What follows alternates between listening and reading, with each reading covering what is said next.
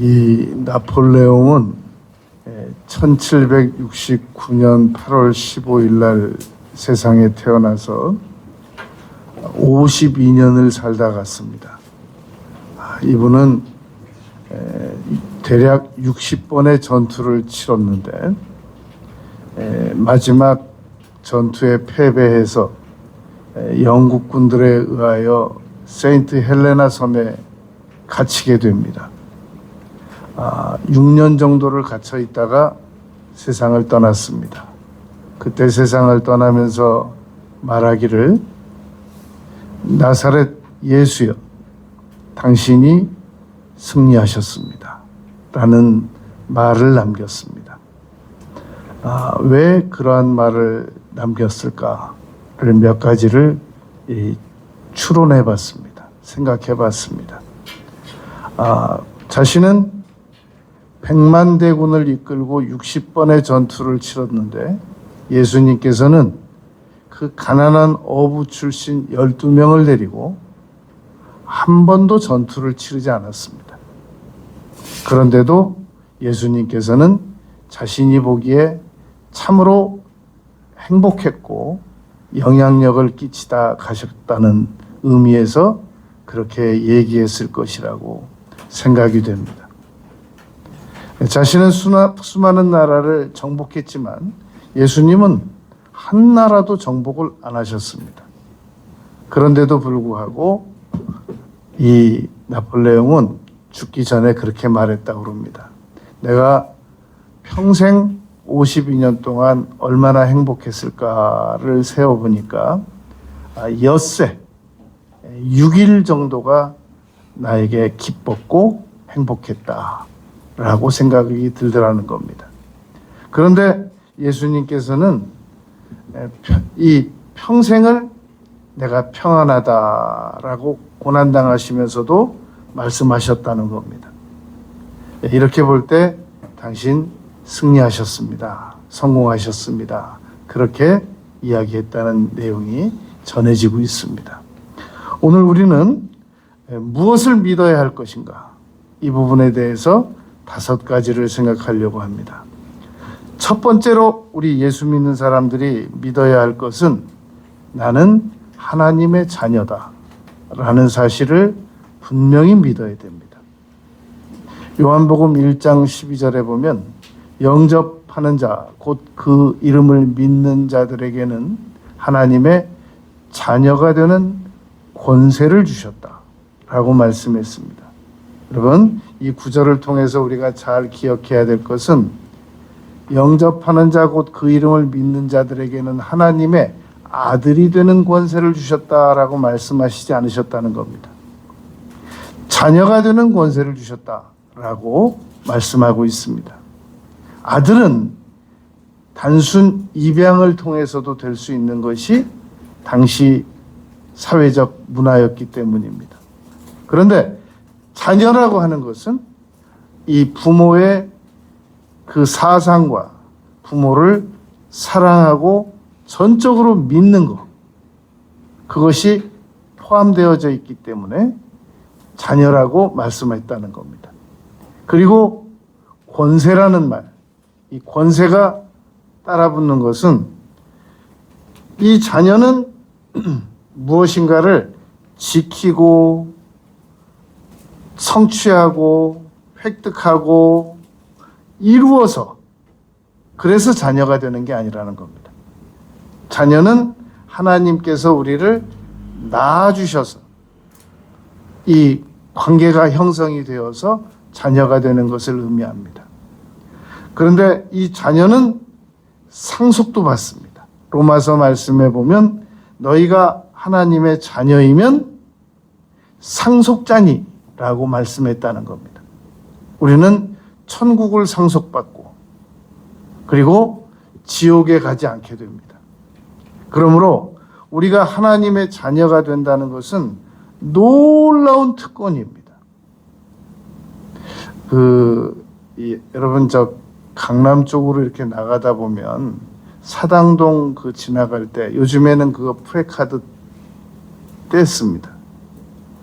딸 잃어버리고 30몇 년간 그 프레카드 걸던 분 몇 년 전에 돌아가셨다고 기사 났더란 말입니다. 도저히 그 찾을 수 없는 그 기간이고, 그런데도 고등학교 때 잃어버린 딸을 찾겠다고 그렇게 많은 노력을 하다가 결국은 아무 좋은 소식을 못 듣고 떠났단 말입니다. 여러분, 그 딸이 그 부모 아버지를 그렇게 그리워했겠습니까? 그러나 그 아버지는 그 딸을 찾아보겠다고 수십 년을 프레카드 걸면서 그렇게 고생을 했단 말입니다. 우리는 여러분, 자녀로서 하나님에 대하여 아주 흠모하고 막 그리워하고 그러진 못하지만, 하나님 입장에서는 우리를 손바닥에다 새겼다고 그러고, 너희를 상하게 한 자는 나의 눈동자를 범하는 것이다 라고 말씀했단 말입니다. 그러니까 여러분, 덜도 말고 우리가 하나님께 대하여 나와 자녀 관계라는 것이 잘 안 믿어지거든 역으로 내가 내 자녀를 어떻게 생각하는가 만큼만 생각해서 그만큼만 믿어드리면 잘 믿어드리는 겁니다. 아무렴은 여러분, 우리가 우리 자녀를 생각하는 것만큼 하나님께서 우리를 생각해 주시지 않으시겠습니까? 그러므로 자녀로서의 권세를 우리가 믿어야 한단 말입니다. 요한복음 1장 1절부터 3절까지 보면 태초에 말씀이 계시는데 태초에 하나님이 그 말씀과 함께 계시고 만물이 그로 말미암아 지어졌고 그가 없이는 된 것이 하나도 없다라고 말했단 말입니다. 그런데 로마서 8장 32절에서는 아들을 아끼지 아니하시고 우리 모든 사람을 위하여 내어주신 이가 어찌 그 아들과 함께 모든 것을 우리에게 주시지 아니하시겠느냐라고 말씀했습니다. 이 하나님께서 보내신 예수님은 아들의 역할이라고 표현되어 있고 우리는 자녀라고 표현되어 있는 것에 초점을 맞춰서 이해를 해주시면 감사하겠습니다. 여러분, 누가복음 4장 34절에 보면 나는 당신이 누구인 줄 아노니 하나님의 거룩한 자이니이다 라고 귀신이 예수님께 말했거든요. 그런데 그 귀신은 예수님을 전혀 믿지 않았다는 겁니다. 그러므로 하나님께 대하여 하나님의 능력이 놀라우시다는 사실을 안다고 해서 그 사실이 믿어지는 게 아니란 말입니다. 우리는 자녀와 부모와의 관계에서만 하나님을 사랑하게 되고 그리고 하나님께서 우리를 놀랍게 아껴주시는 것이란 말입니다. 그런데 고린도전서 1장 23절 24절에 보면 유대인들은 이적을 통해서만 하나님을 믿겠다라는 조건을 내세웠습니다. 그리고 헬라인들은 놀라운 사상을 통해서만 철학 이런 것들을 통해서만 하나님을 믿겠다라는 조건을 내세웠단 말입니다. 그런데 우리는 하나님께서 우리를 낳아주셨다, 만들어주셨다라는 사실을 성령님의 도우심을 받아서 믿게 됐단 말입니다. 그리고 더 이상 아무것도 바라지 않습니다. 자녀가 그냥 됐다는 겁니다. 디모데전서 3장 16절에 보면 예수님은 육신으로 오셨다. 요한복음 1장 14절에서도 예수님은 이 세상에 육신으로 오셨다라고 기록합니다. 그러니까 예수님은 하나님의 아들로서 하나님의 모습으로서 이 세상에 오셔서 우리를 위해서 대신 피 흘려주시고 십자가에서 죽어주셨단 말입니다. 그걸 믿는 것이 하나님의 자녀란 말입니다. 내가 하나님의 자녀인지 아닌지를 알아보는 방법이 있습니다. 내 마음속에 내가 하나님께 죄를 지어드려서 너무 죄송하다라는 마음이 있으면 하나님의 자녀가 되는 겁니다. 하나님의 자녀가 아닌 사람은 자기가 지은 죄로 말미암아 하나님께 조금도 죄송해하지 않습니다. 그게 여러분 부모와 자녀와의 관계란 말입니다. 그러므로 사랑하는 자들아, 우리가 지금은 하나님의 자녀라라고 요한일서 3장 2절에서 말씀했습니다. 우리는 하나님의 말씀을 통해서 말씀을 믿음으로 하나님의 자녀가 됐다는 겁니다. 이걸 잊지 말아야 됩니다. 우리가 자녀로서 하나님께서는 우리를 불과 같이 지켜보시고 불꽃 같은 눈으로 지켜보시고 절대 놓치지 않습니다. 혹시 여러분들 자녀를 낳아가지고 자녀들이 어디 가서 뭐 하는지 뭐 한 달 정도 잊어본 적이 있습니까? 아무 신경 안 쓰고 하루 정도 어디 가서 뭐 했는지 모르고 일체 신경 안 써본 적이 있습니까? 1시간은 될런지 모르지만 하루는 그게 안 되지 않습니까? 하나님께서 우리를 자녀라고 말씀하셨기 때문에 로마서 8장 17절에 자녀이면 또한 상속자요. 하나님의 상속자요. 그리스도와 함께한 상속자니라고 말씀했습니다. 여러분, 우리는 비록 죄를 많이 짓고 살지만 죽으면 천국 갑니다. 그리고 천국에서는 놀라운 상속을 받습니다. 빛이 1초에 지구 7바퀴 반 돈다고 그러지 않습니까? 그 빛의 속도로 저는 한 400광년 정도를 빛이 1년간 가는 속도를 한 400광년이라고 잡고 1광년이라고 잡고 400광년 정도면 우주 끝에서 우주 끝까지 가는 것으로 계산을 하고 제가 챗GPT에게 좀 물어봤습니다. 그랬더니 챗GPT가 저를 타이르듯이 말한 겁니다. 400광년으로는 빛의 속도로 우주 끝에서 우주 끝까지 못 갑니다. 960억 광년이 가야 됩니다. 이렇게 말하는 겁니다. 여러분, 그 넓은 우주를 시편 8편에서는 주의 손가락으로 만드셨다고 그랬거든요. 그거 어디다 쓰시겠어요? 하나님의 자녀들인 우리에게 그거 나눠주지 않으시면. 그러므로 여러분, 나는 하나님의 자녀다 라는 사실을 잘 믿는 겁니다. 오늘 본문 말씀에 보면 요한복음 8장 6장 28절에서 우리가 하나님의 일을 좀 잘하고 싶은데 어떻게 하면은 하나님의 일을 잘하겠습니까? 그건 이거거든요. 우리가 좀 하나님의 일을 좀 도와드리고 싶습니다. 뭔가 참여하고 싶습니다. 어떻게 하면은 우리가 하나님의 일을 잘할 수 있겠습니까? 예레미야 33장 3절에서 이 일은 내가 하는 것이고 그 일을 성취하는 분도 하나님이시고 그 이름을 여호와라고 하는 자에게 너희들이 할 일은 기도하는 것이다. 너는 내게 부르짖으라 라고 말씀해 주셨지 않습니까? 그런데도 우리는 하나님의 자녀라는 거, 그냥 그걸 누리는 것만 가지고는 뭔가 불안해요. 뭔가 좀 우리도 뭔가 하나님의 일에 동참을 해야만 하나님께서 우리를 파트너로 여겨주시고 자녀로 여겨주실 것 같기 때문에 제자들이 그렇게 말했던 겁니다. 요한복음 6장 28절에서 우리가 어떻게 하여야 하나님의 일을 할 수 있겠습니까? 그랬더니 29절에서 믿어드려라. 잘 믿어만 드려도 너희들은 충분히 하나님의 일을 하는 것만큼의 효력이 나타난다.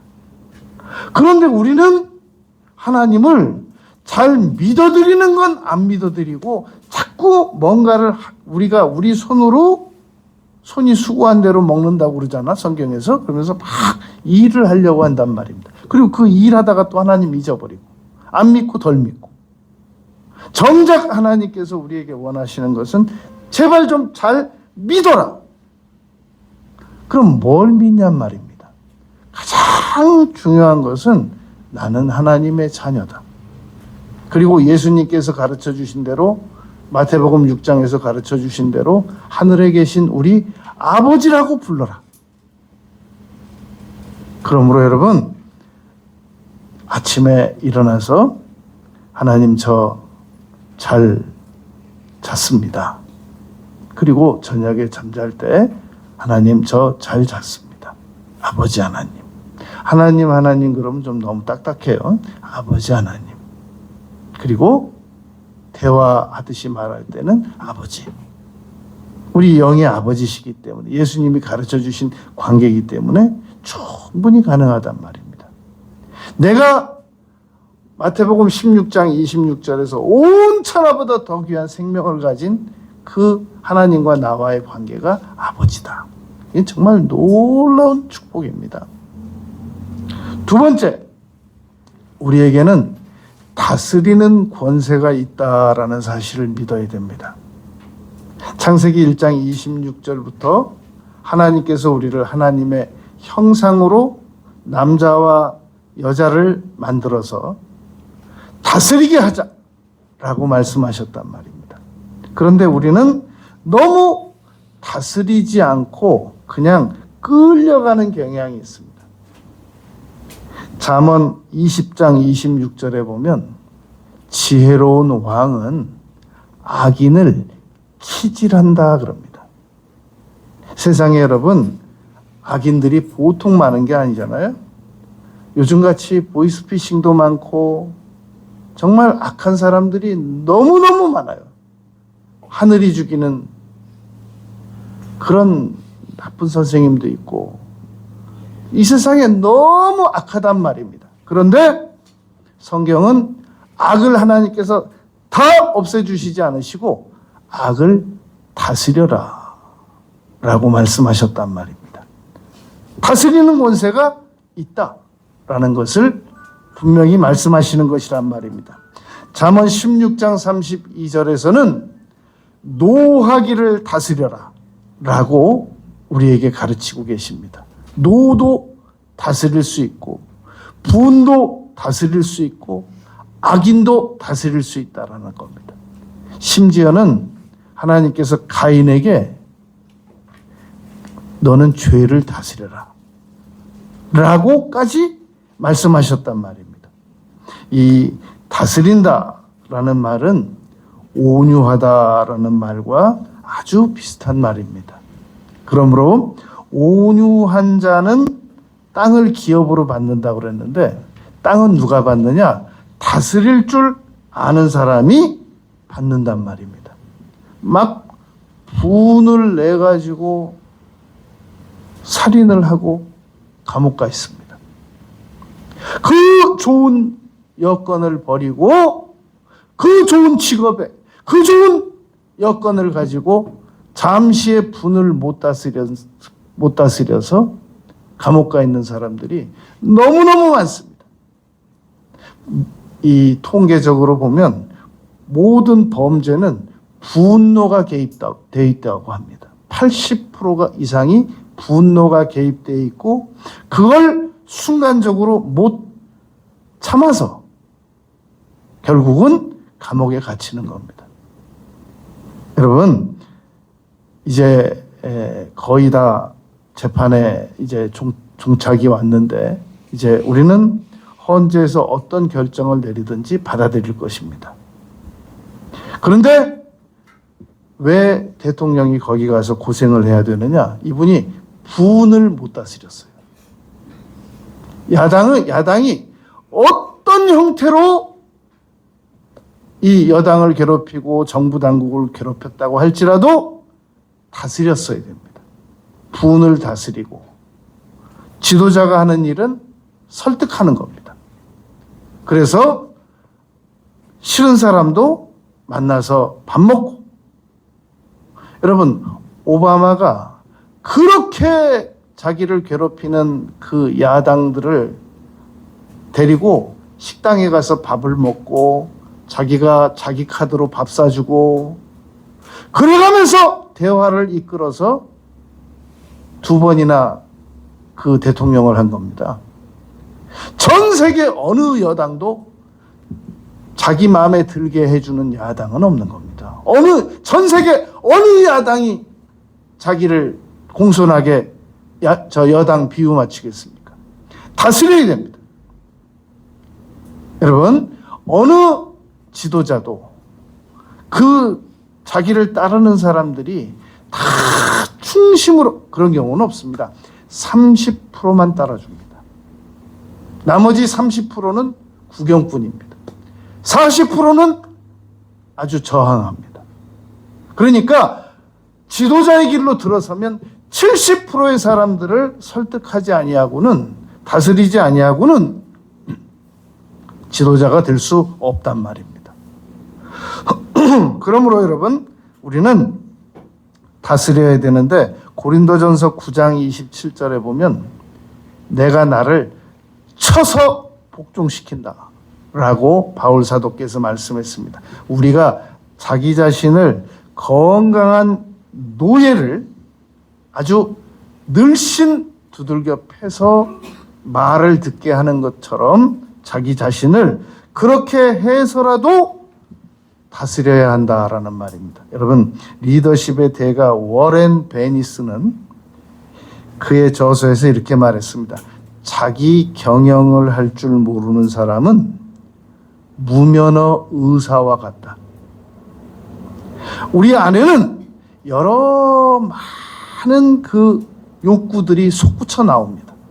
그런데 그걸 해결하지 못하고 다스리지 못하고 마음대로 살아가면 그것은 무면허 의사와 같다라는 얘기란 말입니다. 오래전에 제가 한 정신과 전문의가 쓴 책을 읽어봤습니다.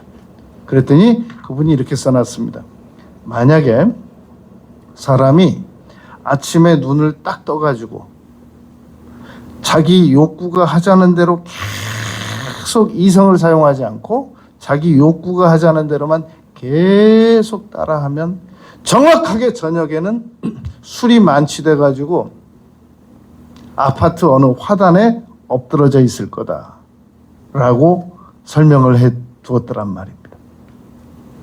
인간은 여러분 다스리는 존재입니다.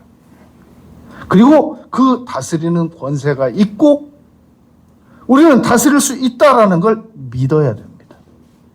이걸 안 믿는 사람들이 그냥 항상 종속적으로 끌려다니면서 살게 된단 말입니다. 여러분 믿으세요. 자녀를 다스릴 수 있습니다. 안 믿어요. 자녀를 못 다스리고 계속 자녀가 하자는 대로 이리 끌려다니고 저리 끌려다니는 부모들의 특징을 보면 못 믿어요. 내가 저 덩치 큰 애를 어떻게 다스리냐. 하나님께서는 부모의 권세를 주셨단 말입니다. 믿으세요. 다스릴 수 있다. 세 번째, 마귀도 다스릴 수 있다라고 성경에 기록하고 있습니다. 누가복음 10장 17절부터 20절까지 보면 70명의 제자가 예수님께 돌아와서 주의 이름이면 귀신들도 우리에게 항복합니다. 그랬더니 예수님께서 내가 너희에게 뱀과 정갈을 밟으며 원수의 모든 능력을 제어할 권능. 이 권능은 여러분 능력과 다릅니다. 능력은 두나미스라고 하고 권세는 엑수시아라고 합니다. 트럭이 달려도 교통경찰이 세우면 이 힘을 가진 트럭이 쓰는 거. 그 질주하는 차들이 경찰이 따라가면서 차 세우라고 하면 세우는 거. 이게 다 권세의 일입니다. 여러분, 대통령이 얼마나 큰 권세를 가졌습니까? 그런데 대통령이 위법을 했을 때 체포영장을 받아가지고 경찰들이 가니까 꼼짝없이 그냥 따라오잖아요. 그걸 권세라고 그래요. 법의 권세라고 그래요. 여러분, 법이라고 하는 것은 인간은 불을 발견했고, 인간은 전기를 발견했고, 인간은 탱크도 만들었고 비행기도 만들었는데 인간이 만든 것 중에 가장 강력한 게 법입니다. 인간이 가장 강력한 도구를 만든 것은 법이라고 그래요. 법보다 더 강한 건 세상에 없는 겁니다. 그런데 그 법을 위법하면 그 법에 의하여 다스려진단 말입니다. 누가복음 8장에 보면 마귀는 너무너무 강한 존재입니다. 마귀는 거라사인 귀신 들린 사람에게 쇠사슬을 묶어놨는데 쇠사슬을 끊어버려요. 세상에 어떤 사람이 쇠사슬을 끊겠어요? 귀신의 힘입니다.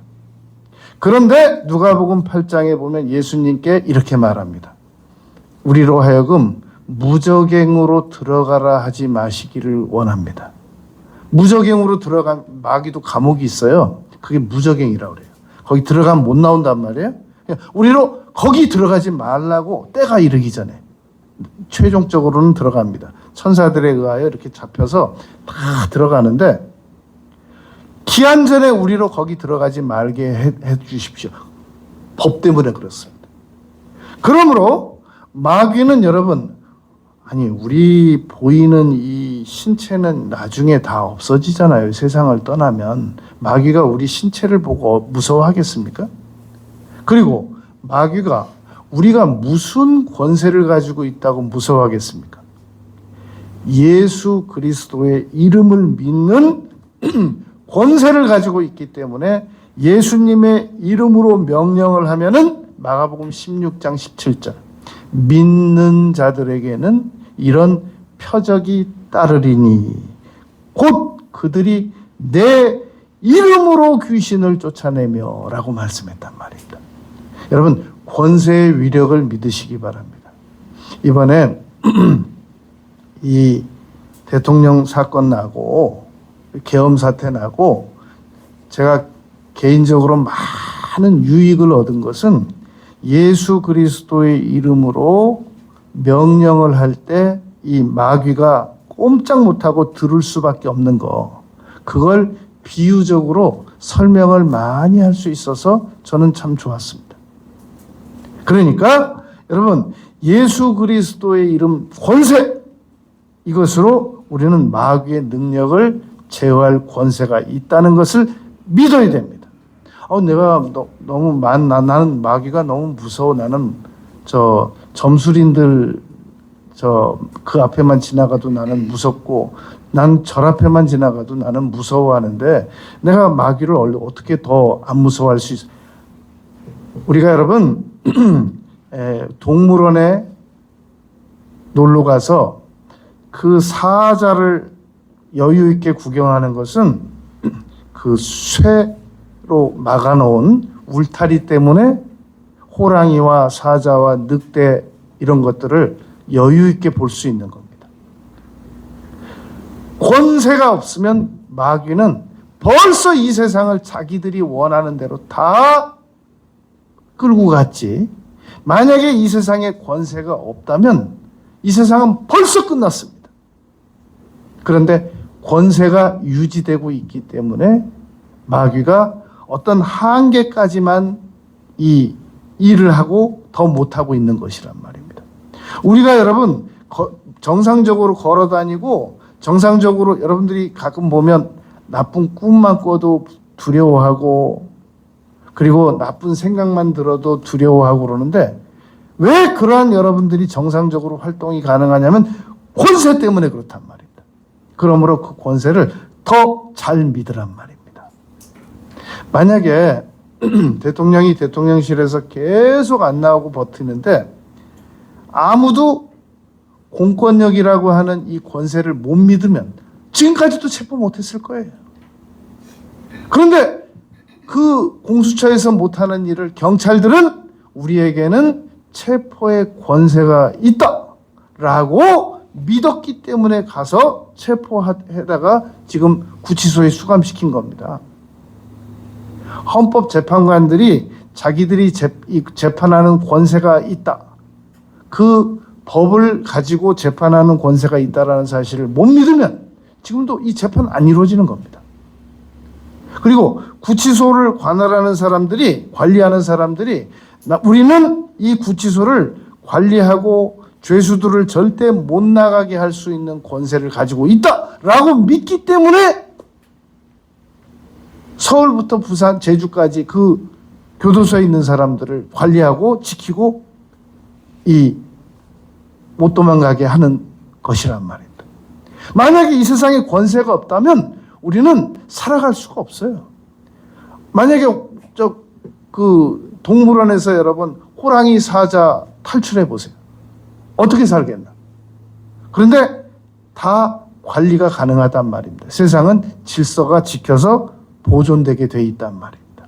네 번째, 우리가 믿어야 할 것은 우리가 희망을 가지고 기도드리면 응답받을 수 있다는 사실을 믿어야 됩니다. 예레미야 29장 11절, 12절, 13절에 보면 여호와의 말씀이니라 너희를 향한 나의 생각을 내가 아나니 평안이요 재앙이 아니니라. 너희에게 미래와 희망을 주는 것이니라. 여러분 이 말씀을 믿어야 됩니다. 이 세상은 너무 고난의 연속이고 하나님은 우리에게 잘못하면 매나 때리시고 그냥 계속 고난으로 연단하시는 분이시지 무슨 하나님께서 우리에게 희망을 주시겠어? 내가 무슨 희망을 가질 수가 있겠어? 성경을 믿으세요, 여러분. 여호와의 말씀이니라. 나는 너희에게 미래와 희망을 주는 것이 나의 의도이므로 너희가 내게 부르짖으며 내게 와서 기도하면 내가 너희들의 기도를 들을 것이요 너희가 온 마음으로 나를 구하면 찾을 것이고 나를 만나리라 라고 예레미야 29장 11절 12절 13절에서 말씀했단 말입니다. 여러분 그러므로 꼭 이 말씀을 믿으시고 시편 81편 10절도 믿으시기 바랍니다. 내 입을 넓게 열라 내가 채우리라. 에베소서 3장 20절 말씀도 믿으시기 바랍니다. 생각하는 모든 것에 더 넘치도록 능히 하실 이에게 라는 말씀입니다. 여러분 끝으로 우리가 이렇게 믿을 거 분명히 믿어야 할 것들을 네 가지만 믿어야 되는 게 아니라 끝으로 꼭 믿어야 될 것은 위로부터 권세를 절대 존중하면서 믿어야 됩니다. 이 로마서 13장 1절부터 7절까지 보면 위로부터 권세에 굴복하라라는 단어를 썼습니다. 존중하라가 아니라 굴복하라. 여러분 로마서는 1장부터 12장까지가 어떻게 믿어야 하는가에 대한 초점이 맞추어져 있습니다. 그래서 우리가 로마서를 읽을 때 1장부터 12장까지는 계속 믿으라라는 관점으로 읽으면 됩니다. 그리고 13장부터는 16장까지 어떻게 살아야 하느냐, 어떻게 행동해야 하느냐에 대한 관점으로 기록이 되어 있단 말입니다. 그런데 로마서 12장을 쭉 보면 그냥 악을 악으로 갚지 말라라는 말씀으로 12장이 끝납니다. 그리고 나서 13장 8절부터 가면 다시 또 이제 아우구스트를 변화시킨 그 말씀이 기록된단 말입니다. 낮에 술 취하지 말고 방탕하지 말고 이렇게 기록이 돼요. 그러니까 로마서는 12장 끝절로부터 13장 8절을 이어서 읽으면 아주 자연스럽습니다. 그 맥락이. 그런데 갑자기 13장 1절부터 7절까지 말씀에 위로부터 권세에 복종하고 법을 지키지 않으면 정부 당국에서 다 치리할 것이고 그리고 5절, 6절, 7절에서는 세금 잘 내고 아주 엄격한 말씀이 로마서 13장 1절부터 7절까지 기록이 되어 있단 말입니다. 바울 사도께서 왜 그러셨을까? 여러분, 그리스도인들이 13장 1절부터 어떻게 살아야 하느냐, 12장부터 어떻게 살아야 하느냐 하는 문제인데, 어떻게 살아야 하는 문제에서 권리만 주장할 것 같으니까 의무를 같이 기록한 겁니다. 그래서 권리와 의무는 같이 간단 말입니다.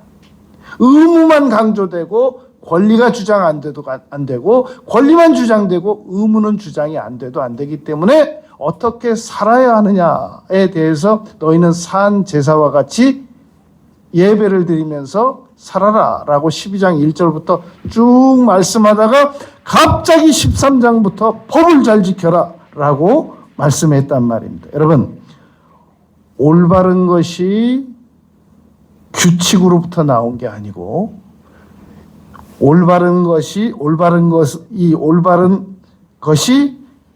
규칙으로부터 나온 것이 아니라 규칙이 올바른 것에서 나온 겁니다. 올바른 것에서 법이 나온 거지. 법에서 올바른 게 나온 게 아니란 말입니다.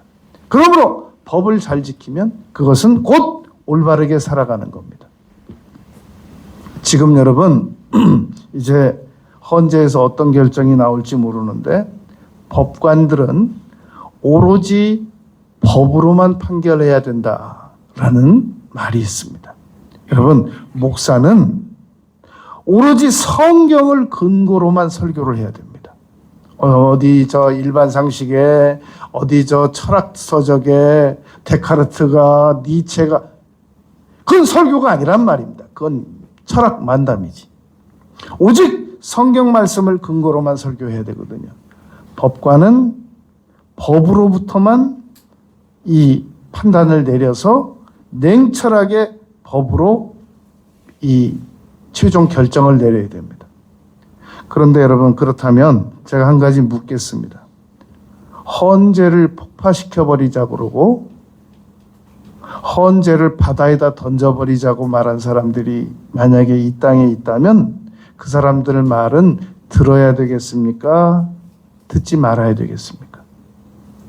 그러면 그렇게 말한 사람들을 이 땅의 최고의 권위는 13장 1절에서 모든 권세는 위로부터 내려오지 않은 법이 없다라고 해서 그 모든 법은 하나님께서 여러분 헌재도 만들어주시고 하나님께서 국가도 만들어주시고 하나님께서 경찰서도 만들어주시고 하나님께서 병원도 만들어주시고 하나님께서 온 우주의 모든 위로부터 제도를 만들어주셨단 말입니다. 베드로 사도도 하나님을 생각하여 모든 제도를 존중하라라고 말씀했단 말입니다. 그런데 그런 헌재가 우리나라의 헌법은 여러분, 저 프랑스 헌법은 절대 못 바꾼다라고 그럽니다. 그러나 아메리카 헌법이나 뭐 영국 헌법이나 그건 많은 사람들이 동의해서 바꿀 수 있으면 바꾼다고 합니다. 우리나라도 헌법 개정안을 만들어서 개정할 수 있습니다. 그러나 그러기 전에 이미 존재하고 있는 헌법을 지키지 않는 것은 그것은 최고 권위의 법을 무시하는 거고 그 법을 허락해 주신 하나님께서 만들어 주신 걸 무시하는 겁니다. 다시 묻겠습니다. 자, 그러면 그러한 헌법기관의 법을 무시하고 그런 헌법기관의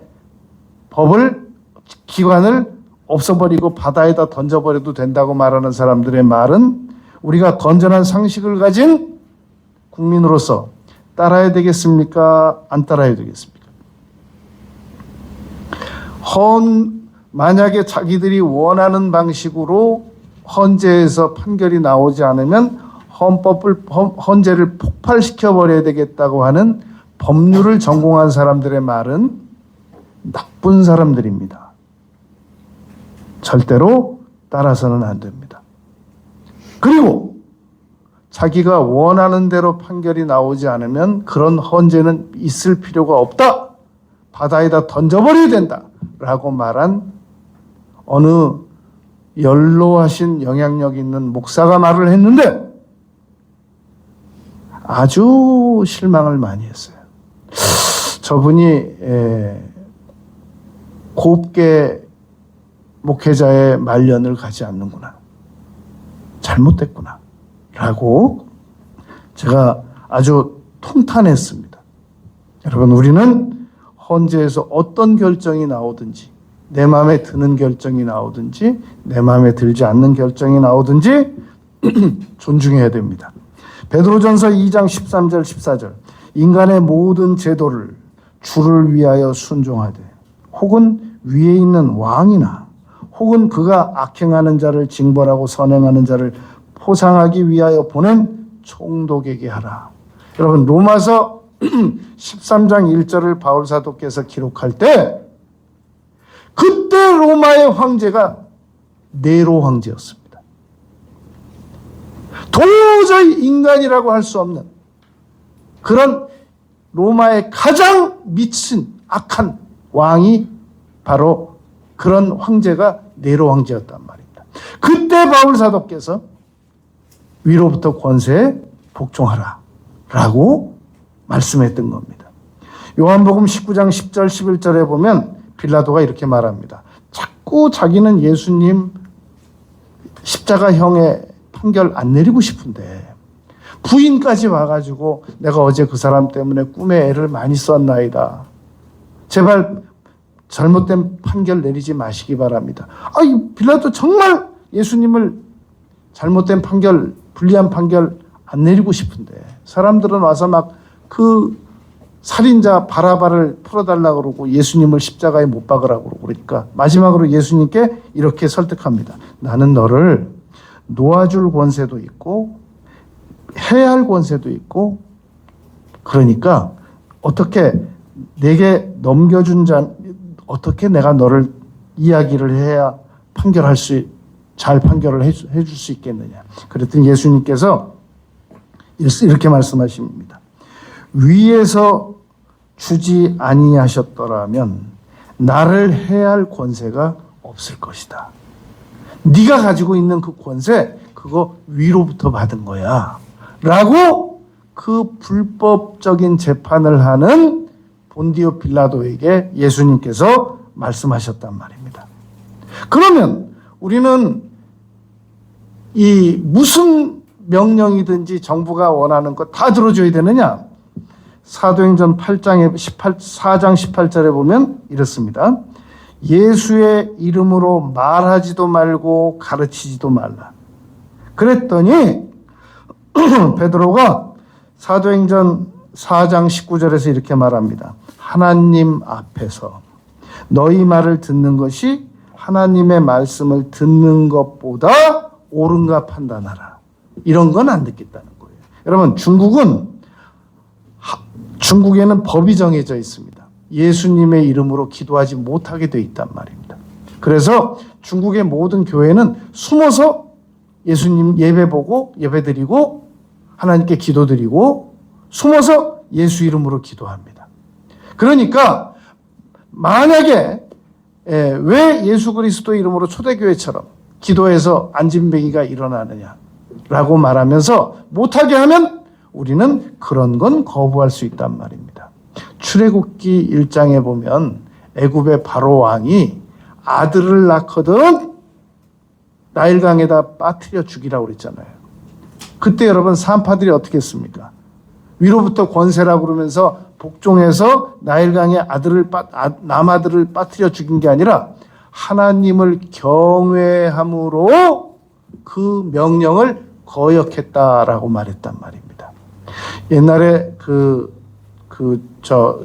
중세 시대 때 스위스에서는 교회 어디까지 침범을 했느냐면 수찬 정지, 성찬식을 참여하지 못하게 하는 문제까지 정부 당국에서 이 교회에 침투하려고 했었습니다. 그때 칼빈이 이야기했습니다. 그때 그 출애굽기 구절을 얘기해 주면서 산파들이 왕의 바로의 명을 거역하면서 이 출산을 도왔던 것처럼 성경에 있어서 성찬식을 거행하는 걸 정부에서 들어와서 이 판단하려는 것은 그건 들어줄 수 없다. 그리고 거절했단 말입니다. 여러분, 우리가 어디까지 위로부터 권세를 복종해야 되느냐 하는 것은 전도하지 마라, 기도하지 마라, 예배드리지 마라, 예수 그리스도 이름으로 명령하지 마라. 그런 건 절대로 들어줄 수 없습니다. 그러나 세금 내라, 교통법규 지켜라, 이렇게 판결했다, 이런 것들은 받아들여야 된단 말입니다. 여러분, 오늘 우리는 5가지를 분명히 잘 믿는, 무엇을 믿을 것인가? 5가지를 분명히 잘 믿는 그리스도인들이 되어야 됩니다. 첫째, 나는 하나님의 자녀다. 둘째, 나는 다스리는 권세가 있다. 셋째, 나는 마귀를 예수 그리스도 이름으로 쫓아낼 대적할 권세를 가지고 있다. 넷째, 나는 희망을 가질 권세가 있다. 5번째, 위로부터 권세에 복종할 권세도 있다. 위로부터 내려오는 권세는 지킬 의무가 없다. 이건 잘못된 주장이란 말입니다. 그리스도인들은 권세도 주장하면서, 권리도 주장하면서 의무도 충실하게 지켜나갈 줄 알아야 합니다. 기도드리겠습니다. 아버지 하나님, 저희들이 남은 생에 살아나감에 있어서 하나님께서 우리 그리스도인들에게 주신 권세를 잘 믿고 활용하는 그러한 저희들이 되겠습니다. 예수님 이름으로 기도드렸습니다. 아멘. 찬송가 88장 드리시겠습니다.